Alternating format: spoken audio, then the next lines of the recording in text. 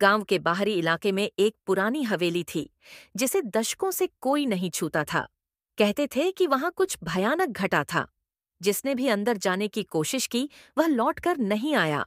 रवि, जो कि एक युवा पत्रकार था, इस रहस्य को सुलझाने के लिए गांव आया। वह इन भूतिया कहानियों पर विश्वास नहीं करता था, लेकिन गांव वालों के डर को देखकर उसे कुछ अजीब जरूर लगा।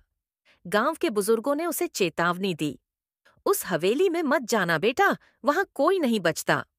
लेकिन रवि जिद्दी था। उसने तय किया कि वह रात के अंधेरे में हवेली में जाएगा और सच्चाई जानकर ही रहेगा। रात के 12 बजे, जब पूरा गांव गहरी नींद में था, रवि अपने कैमरे और टॉर्च के साथ हवेली के अंदर घुसा। दरवाजा चरमराया, जैसे किसी ने उसे सालों बाद खोला हो। अंदर घना अंधेरा था और एक अजीब सी ठंडक हवा में घुली थी। रवि ने दीवारों पर पुरानी तस्वीरें देखीं। वे धूल से ढकी थीं, लेकिन एक तस्वीर पर उसकी नजर गई। एक महिला, जिसकी आंखें जैसे उसे घूर रही थीं। अचानक उसे लगा कि तस्वीर में आंखें हिल रही हैं। वह झटके से पीछे हटा और कैमरे की लाइट ऑन की। तभी एक जोरदार आवाज गूंजी, तू यहाँ क्या कर रहा है?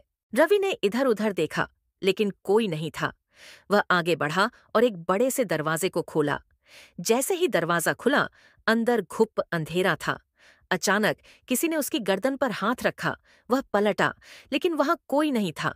तभी जमीन पर खून के धब्बे दिखाई दिए। ये धब्बे उसे हवेली की तहखाने की ओर ले जा रहे थे। डरते डरते वह तहखाने में उतरा। वहां का नजारा भयावह था। चारों ओर हड्डियां बिखरी थीं और बीच में एक लोहे की जंजीरों से बंधी महिला का कंकाल पड़ा था। दीवार पर खून से लिखा था, मुझे न्याय चाहिए। अचानक तेज हवा चली और दरवाजा अपने आप बंद हो गया। रवि घबरा गया। तभी उसकी टॉर्च खुद ही बंद हो गई और चारों ओर घना अंधेरा छा गया। अचानक किसी ने जोर से चीख मारी, बचाओ!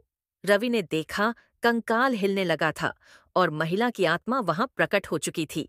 वह दर्द से तड़प रही थी। मुझे मारा गया था, मेरी आत्मा भटक रही है, कोई मेरी कहानी नहीं जानता। रवि ने हिम्मत जुटाई और पूछा, कौन हो तुम? महिला की आत्मा रोने लगी और बोली, मेरा नाम सुरेखा था। इस हवेली का मालिक मुझसे प्यार करता था, लेकिन जब मैंने शादी से इनकार किया तो उसने मुझे मारकर यहाँ दफना दिया। मेरी आत्मा यहाँ कैद है, कोई मेरी चीख नहीं सुनता। रवि ने यह सब अपने कैमरे में रिकॉर्ड कर लिया।